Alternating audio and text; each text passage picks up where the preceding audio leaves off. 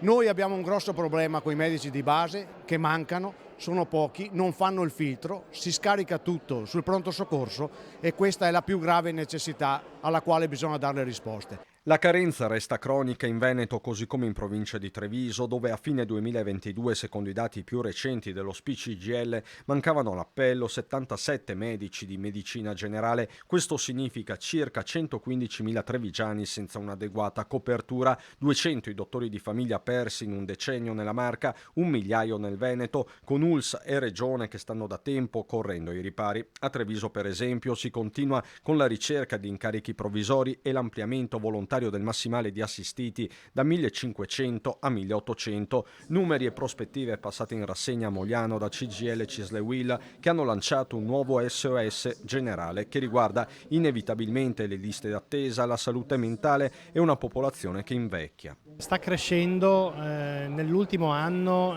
il numero di segnalazioni, di problematiche riguardo il tema del funzionamento della sanità in Veneto. La pandemia ha lasciato uno strascico importante che ha bisogno di un nuovo paradigma per essere affrontato. Il tema demografico porta al fatto che nella nostra regione, più anche di altre, le persone stanno invecchiando, c'è un ulteriore bisogno di sanità